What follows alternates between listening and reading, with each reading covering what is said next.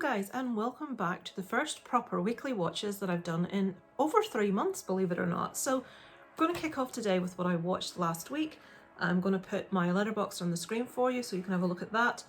So let's get straight cracked on with the 25th. The first thing I watched last Monday was called Pete Dockery, Who Killed My Son. Pete Dockery is kind of a celebrity, not so much now, in the UK. In the music scene, not known for being a particularly nice person, having massive issue with drugs, dated Kate Moss for a while. Basically, he was in the company of a young man that died. The death was pretty suspicious. We do actually get to see CCTV footage of the moment. It's very grainy, it's very far away, it's not graphic, don't worry about anything like that. But this documentary is his mum trying to get to the bottom of exactly what happened that evening. And I feel that we do get to the bottom of what happened, but there's never an admission of guilt, there's never been prosecution, but I do feel that we get an answer from this documentary. I would like to have seen police investigation, prosecution. I gave it a 2.5 out of 5. It was okay. It was worth a watch, but I wouldn't think anyone that doesn't really watch this kind of thing a lot would get much from it. There are true crime documentaries that people that even aren't massively keen on them would love. This I don't think would be one, so I would only recommend to people that are interested in the case. So that's Pete Dockery, What Happened to My Son. On the same evening I watched Accused. Now I love this. This is a movie on Netflix at the moment. The synopsis says, wrong time, wrong place, wrong man. After a revenge-obsessed society incorrectly selects its next target, a young man must survive the night as the online witch hunt arrives at his front door. This was really good. I gave this a 4 out of 5. Basically, it's not a true story. This follows a situation in London where this young man is going home to dog sit his dog at his family home. His parents are going on holiday. He's going back to their home.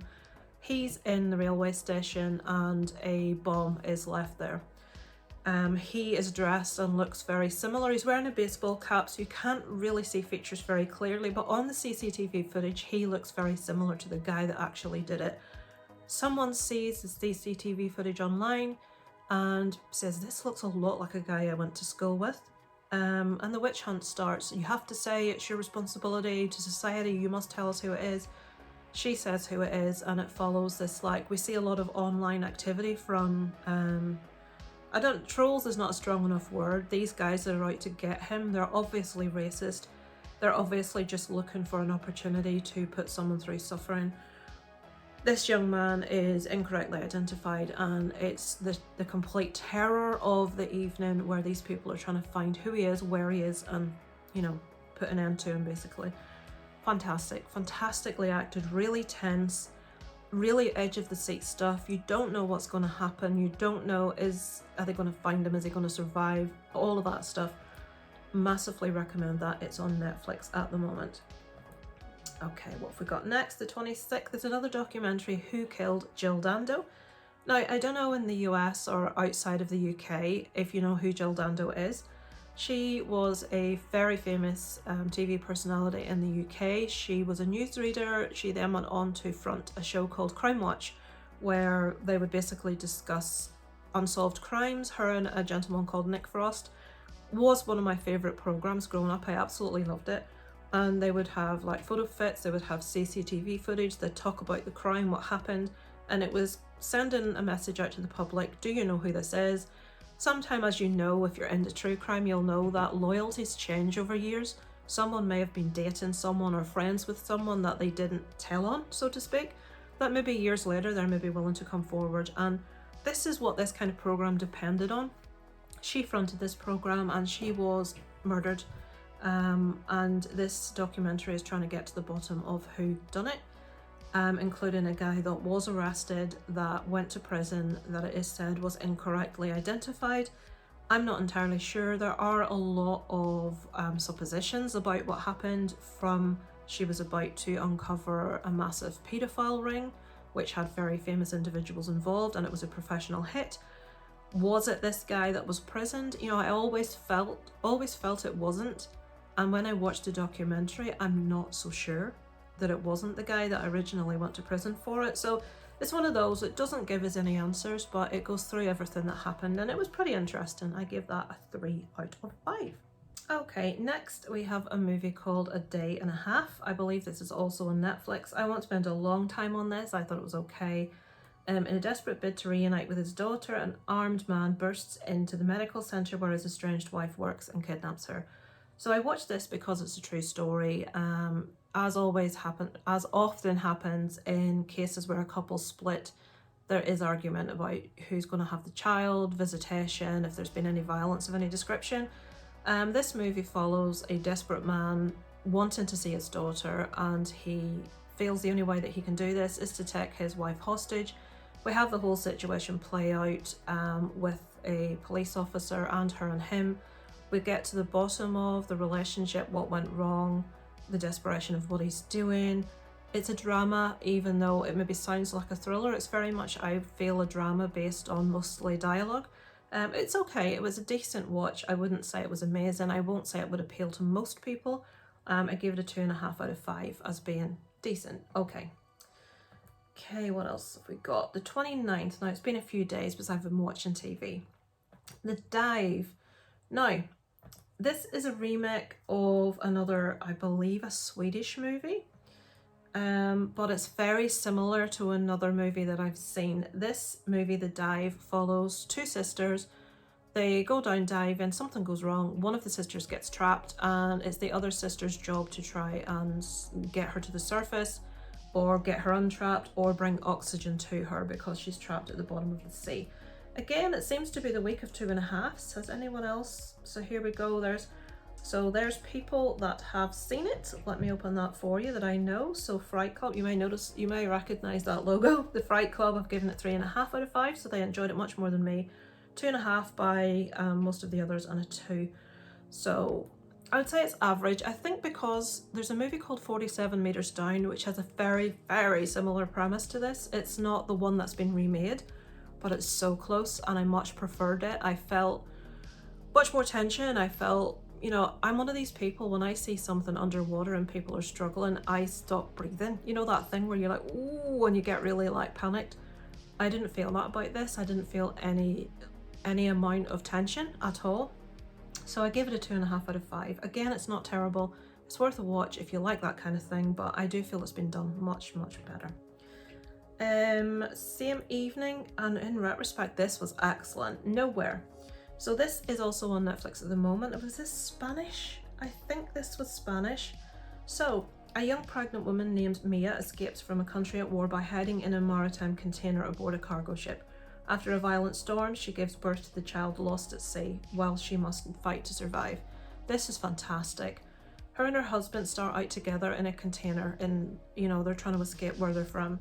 They get separated. He gets put in a different container, and she, pregnant, full-term pregnant, is in this container, which falls off the side of the ship in the middle of the sea, and she's the only person on it. I won't explain why that is.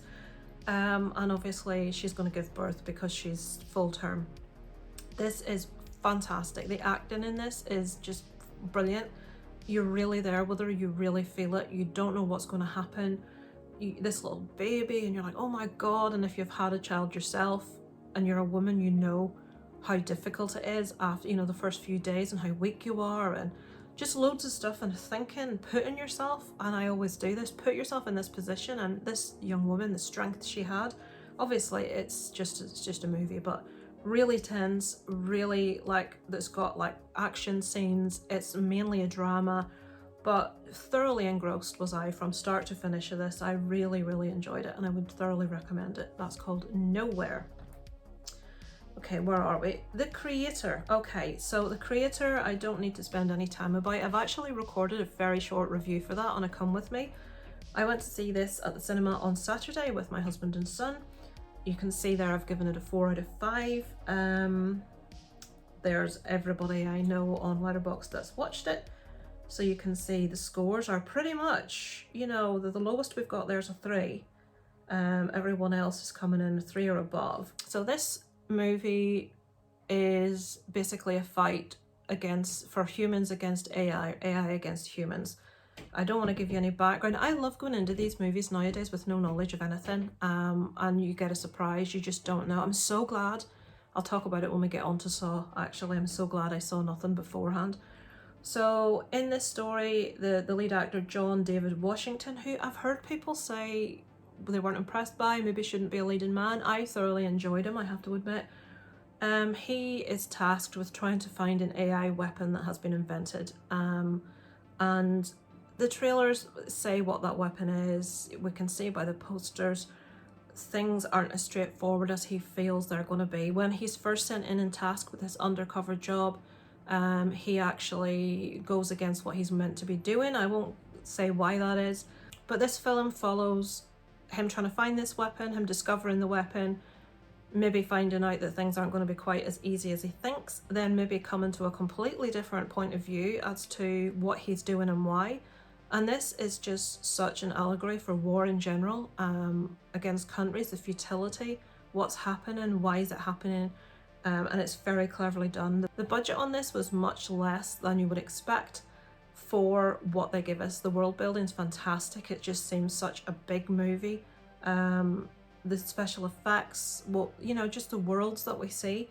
I was thoroughly impressed. I really enjoyed it, and I gave that one a 4 out of 5. Okay, let's get to it. The biggie. Obviously, the same day I went back to the cinema to see this myself that evening. Saw X, saw 10.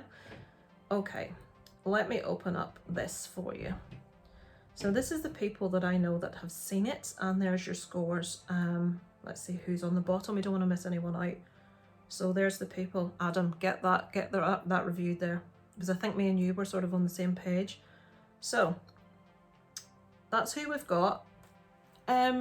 It's no secret that I'm a massive Saw fan. I don't even think you can see my Saw shelf there, where I've got like lots of Saw bits and pieces. I love the franchise, and I will be the first to admit that the later films aren't fantastic. They do get quite convoluted and complicated. The first one is a masterpiece in my opinion. The others progressively get worse. But I was really looking forward to this, and I'd heard a lot of people say it's gone back to the sort of original simplicity, it's gone back to its roots, it's the best sequel that's been made to the original. I was so excited. I didn't see a trailer for this, and I avoided it. Anytime I saw anybody review it, talk about it, I didn't watch it, because I thought, no, I'm not going to have anything spoiled. And I'll tell you why that is, that I don't do it, and sort of why I think it's a good idea if it's a movie you're desperate to see, that you avoid trailers. So I was a bit disappointed in this movie, and I feel that I'm on my own with that, because obviously since I've watched it, I've been watching other people's reviews, and everyone seems to be in agreement that it's one of the best sequels. People are saying it was incredible, it was fantastic, it was this, it was that. Now, I will admit, I loved the fact that we had so much John Kramer in it. I'm not going to give you storyline, because I've watched reviews, and yes, I know it was maybe in the trailer, which I still haven't watched, and I know people maybe know, but the actual storyline of what John Kramer's doing in this, I didn't know. The fact, the little thing that happens that sort of goes against what he's doing at the start of the movie, that makes him seek revenge, I didn't know. But when I've watched people's reviews, they've said this is what he was doing, this is what happened to him, this is why he seeks revenge. If I'd watched those reviews before, even though they said non-spoiler, if I'd watched those reviews before I saw the movie, I would have known the first half of the movie in its entirety. So I'm glad I didn't. I'm aware they may have been in the trailers, and people say it was in the trailers. That's why I don't watch trailers or reviews before I've seen a film, if I'm bothered about the film. So just a word of warning, if you don't like to know anything, avoid reviews. So the first half of the movie I loved. I love John Kramer as a character. Yes, he's a murderer. Yes, it wouldn't stand up in court. He would be done. Generally, I agree with most of what he does. It has to be admitted. Not in all cases. In this case, you wanted to see most of these people die horrible deaths for what they done, or for what they were doing. I love the character, as I said. I love the actor. I love that we sort of got closer to him, got to know more about him. We just got an acting masterclass. Why this guy's not bigger than he is, I've no idea.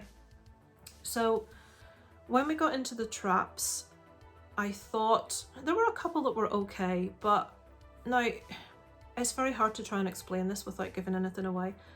I googled this, and I didn't actually realise that the trap that it shows right at the start of the movie, the first trap that you see, was just in John Kramer's imagination. He didn't actually do it. He was thinking what he could do when he saw someone do something that they shouldn't have been doing. Now, I don't know how I missed that. Did I look away? What was I doing? But I thought it was an actual trap, and I'm sitting at the end trying to work out how the hell did that person have anything to do with anything else? Who was he? What's going on? It was an imagination thing that John was doing. But that trap, if you've seen it, let's talk about that trap. I'm not going to spoil it, don't worry. That trap was not awful. Yeah, you certainly wouldn't want it to happen to you, but when you take usually how bad John Kramer's traps are, and if you escape for one, you're pretty much screwed. You're like maimed for life. We've had people cutting limbs off. We've had, you know, like that pound of flesh one they have, where, you know, who can get the most amount of flesh on the scale, you know, where I think it's the girl cuts her arm off. It's like, Jesus Christ. But most of the traps are awful. This one, no, it wouldn't be pleasant, and yes, it would be bloody painful, but it would be very easily fixed afterwards. So I didn't think it was particularly horrific. So yeah, it just seemed a bit tame, that one, in comparison to a lot of other traps, but I just feel that the traps weren't quite as well thought out, they weren't quite as ingenious, they didn't have as much to do with what the person had done wrong as maybe previously they have. There wasn't as much clever thinking behind things. Other people may see that as things being convoluted and they like the simplicity of this one. I just like a little bit more to be going on in the old grey matter, but that reminds me of a trap as well. That was quite good. But I mean, for that one in specific, right, if you haven't seen Saw, don't watch the next 30 seconds or so, because I'm going to talk about a trap. Mute me and I'll put a text on when I finish talking. That's a good idea. So that one with the brain, do you remember in Hannibal the film when, is it Ray Liotta, and they're poking in his brain and it's having all sorts of effects on his face, and you know, he's like doing this and all sorts. They should have had this guy lose some motor skills or something when he was in his head. They should have had him affected in some way, and he wasn't. I mean, he dug into his brain and pulled a big section out, and nothing happened to his face, nothing happened to his motor skills. They could have had him lose speech, they could have any sort, but they didn't, and that was a missed thing, because that scene in Hannibal was so much more, like, even though it wasn't as gory, anywhere near as gory, it was so much more disturbing because of the effects that what he was doing had. Anyway, stop, spoilers done, stop talking about it. But things like that I thought could have been done better. I thought there could have been more thought gone into the traps, why the traps were how they were. If it had have been the second Saw movie, I maybe would have been more impressed by it. I still would have been really irked at the ending, because I think the ending was shockingly bad. The post-credit scene was satisfying because you don't want to come away from the movie without that person being addressed. But I knew what was going to happen at the end way earlier on. The moment a character comes back nearing the end of the movie, it's like, oh, for Christ's sake, well, this is going to happen, that's going to happen, and this is what's going to happen at the end. And that's exactly what happened, and I hate being able to predict the ending of a movie. This is someone that didn't see the trailer, didn't see any reviews, and had jack shit of an idea what was going to happen. I knew John Kramer was in it. I didn't even know that other main character came back in. I'm being vague because I don't want to ruin it for anyone else. And it was a really nice surprise to see that character, because I didn't know they were going to be there. So yeah, I was disappointed. I still enjoyed the movie, don't get me wrong, I gave it a 3 out of 5, but I certainly don't think it's the best sequel, and I certainly don't think it was amazing. I think it was quite lazy in places. I thought more should have been added in the detail. I thought the traps weren't quite as severe as they should have been. And I'm not just there to see carnage. Like I said, my favourite part of this movie was the first half, when nothing's happening other than we're following John and his story. I love that section. I just thought it was too easy. It just wasn't thought out quite well enough. But that's what I like about the other Saw movies. Yes, they do get too convoluted in certain places, but I like that, oh my god, I'd no idea, you know, I like that shock. I like not being aware, and that was lost for me in this. I know I've talked way too long, but I'm a big Saw fan, what can I do? Okay, on the same evening, on Netflix, The Wonderful Story of Henry Sugar. Okay, to explain this, there are a series of short films at the moment on Netflix, Roald Dahl stories, but not really for kids. This one, a rich man learns about a guru who can see without using his eyes. He sets out to master the skill in order to cheat at gambling, so he can sit and see what a card is with his eyes shut. Or just like looking at the back of the card, so he can't see the front, but he learns how to do this. They're very quirky, they're very weird, they're acted in a way where someone actually says the narration like they're reading it. So instead of saying a line, he will say the line and then he will say, he said. And then he'll describe what he's doing as he walked to this. So they're actually reading the book as they're acting, and it's weird. It's unusual, but it works. It's quirky. And I noticed last night that they've added loads more of them. So there's maybe 4 or 5 of these at the minute. The only one I've seen is this one, The Wonderful Story of Henry Sugar. Benedict Cumberbatch is the main person in here. Ben Kingsley's in it. Richard Ayoade's in it. Dev Patel's in it. Ralph Fiennes. I really enjoyed it. So I would recommend. They're little quirky, nice little Roald Dahl stories. 3.5 out of 5. I think there's one more left. Yes. Last night I watched In the Name of Jerry Conlon. Okay. Let's not talk too long, Lisa, which is really hard with this subject. There's a very famous movie called In the Name of the Father, which is one of my favourite movies.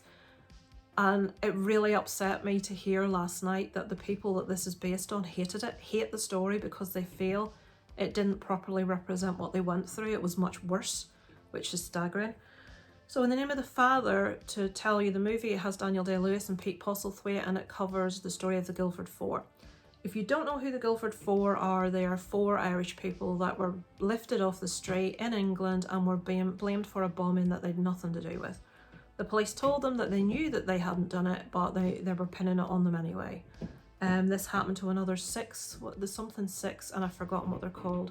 Basically, this happened to multiple Irish people living in England at this time. The police knew they hadn't done it, but they fabricated evidence, they fabricated statements, they beat the people up. They said, if you don't sign this, we're going to kill your mother. And at that time in Northern Ireland, the police and the army, I'm not saying all of them, very much did collude against Catholics. And they knew this and they had seen this. They had seen collusion between paramilitaries and the police, and they'd seen innocent people killed. So they knew it could happen. And they served in the end 16 years in prison. Jerry Conlon's father died in prison. It's a horrible story. In the Name of the Father covers it, and I love that movie. I think it's fantastic. But Jerry Conlon, who this was about, said it's nowhere, he hates it, it's nowhere near representative of what they went through, which was so much worse than the movie. So this is a documentary interviewing him, he's since passed, and friends of his, family members, about what they went through. Not so much what they went through in prison, but what they went through to be, I'm sorry about that creaking, guys, my husband's walking about upstairs. What they went through to be convicted, the lies, the background. I give it a 2.5. I thought it could have been much more interesting. They did seem to interview a lot of people that were very bitter. Yes, I can understand why people are bitter about what happened to them. I very much understand that. It's an awful, terrible thing. But, you know, they had a guy on interviewed multiple times who was an ex-IRA guy. And he joined because his opinion was he joined because of what he saw happening to his community and Catholics in Northern Ireland. And it wasn't good what happened. And when you look at the history, if you know the history, it's terrible what happened. But I do not condone violence at all. So there's a little robin sitting on my fence. Oh, bless it. Robins are my favourite. Robins and puffins are together my favourite birds. But we have, I'm sorry for the deviation, we have little robins, and I'm sure they're the same ones that come back every year at winter. And one of them we call Bob, because he bobs. He comes and bobs his head so that you throw him something out to eat, and then he comes and gets it and goes away. And he comes back and he bobs again. Anyway, sorry, but he's on the fence and he's so cute. What was I going to say? Yeah, when you're turning to terrorism and bombs and shooting people and killing people, I don't care what your cause is. I don't care how much I agree with the reason to remove occupation, to stop people being persecuted. I may agree with your reason. I don't agree with what you're doing to get it. So giving people like that airtime, I don't really want to listen to them. I've no interest in listening to terrorists of any description unless they've seen the error of their ways and they're going to open up about what a dickhead they were. Then I'll listen to you, but otherwise, no, not interested. So yeah, I think they could have been a bit more balanced about it. I did appreciate the fact that they had ex-corrections officers from England, or ex-police English guys that did admit and say, yeah, this is what happened. This is what happened to these guys. Their lawyer was an English woman. And I did appreciate the fact that they believed them. They knew they hadn't done it. When Jerry Conlon's dad, his name was Giuseppe, when he died in hospital, he died of pneumonia because they had him sit outside in his pajamas. He was only in his 60s. And they took Jerry Conlon to hospital to see him just before he died, and they wouldn't let him hold his dad's hand when he was dying, but he broke the rules and grabbed his hand anyway. And one of the last things Giuseppe Conlon said is there was officials of the prison were there, doctors, nurses, policemen. There was like a lot of officials there basically, because this supposed terrorist who was going to see his dad, who was also a supposed terrorist, he said, anybody here that thinks that I did this, that I'm guilty, look me in the eye now. And apparently they all bowed their heads. None of them would look at him. Not only would they not look at him, they made a conscious, they put their heads down, showing him that they know he wasn't guilty. And just the whole story, and In the Name of the Father as a movie, is very much about the relationship between the father and son. And it's heartbreaking. It's a heartbreaking movie, but to hear that the person that it's been represented hated the movie just broke my heart, because I love that movie so much. And obviously I shouldn't, because it doesn't represent what really happened. So yeah, so to draw a long story short, and I've waffled for too long, 2.5 out of 5. I do feel they should have taken the terrorists out of the situation. I didn't want to hear about them. I wasn't interested in what they thought of the situation. I would just have liked to hear Jerry's friends and family, and obviously himself, speak about what happened, which I was interested in. So I think that's it, guys. Let me just check. Yep, I think that's it. That's what we're on. So that's what I've watched last week. I have spoken much longer than I will in future weeks, guys. I did need to talk a bit more about Saw, and I did talk a bit about that documentary, just because I was so shocked that they don't like In the Name of the Father, and I just love that movie so much. So, what else have I been watching? I've started to watch a Korean quiz show. That's my laptop taken off. It's just exporting the screen recording of Letterboxd. Fully transparent I am, that's what's happening. It feels like it's going to the moon or something here. So I'm watching a Korean game show on Netflix called, Lacey, you should have looked it up, The Devil's Plan. If you saw a show called The 100, it was a Korean show, but it was very physical. It was about strength and wrestling, and it was all about who's the strongest. This is about who's the smartest. So they have these games, and they have to work out strategies of how to beat each other, and it's the same concept. See who's left at the end. We start with, I don't know exactly, I'll say there's maybe about 12 players. And there's only 4 episodes at present on Netflix. They're adding new episodes on Tuesday, so tomorrow. So I'm really looking forward to checking out the new ones, because I've seen the first 4. I love anything like that. Also for, I think they call it Ghosttober, on something anyway, on Discovery Plus. Loads of ghosty stuff. I'm so happy. One of my favourite paranormal ghosty shows is called Help My House is Haunted. It's British, and they released 3 new episodes last night, and I've watched all 3 of them. Apparently there's new Ghost Adventures episodes. I don't take Ghost Adventures quite so seriously, because I think they do invent a lot of what they put on there, but I'll watch it because I love the subject matter.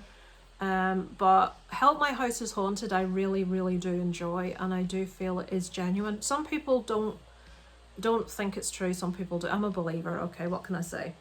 But there's so much new stuff has been added, spooky stuff, so I'm going to be doing a lot of watching that in October. That's my main aim at the moment.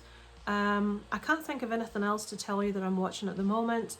So that's the aim, guys, for October, as many spooky things as I can get done. I'm going to record 10 very short videos today. I've decided, instead of doing the 31 days of Halloween, which I only did once and I swore I would never do again, and I am sticking to that, is where you watch a horror movie every day and review it for the whole of October. What I'm going to do, and I wanted a nod to October because my original YouTube channel was very much horror based. Now I talk about all kinds of movies, so I wouldn't make my own list nowadays. But what I wanted to do instead was a very short video recommending to you guys a horror YouTuber to watch and why I enjoy them. It may be people that talk about movies, it may be people that tell spooky stories, it may be people that do ghost hunting, not haunting. So sort of spooky type stuff. I'm going to do one every day. I've obviously missed putting one up on the 1st, so there will be 2 that hopefully go up today if I can get them edited and done. Number 1 and 2. I've got them all written down, so I can't cheat. I've got 31 written down there, and hopefully I'll bring 2 of those to you today, as well as this if I can get this edited. So thanks so much for watching, guys. I know it's a long one today. I'll try and keep it down, but you know the waffle is strong with this one. Thanks for watching, guys. I will be back next week with another What I Watched. Over and out from Lisa Liz.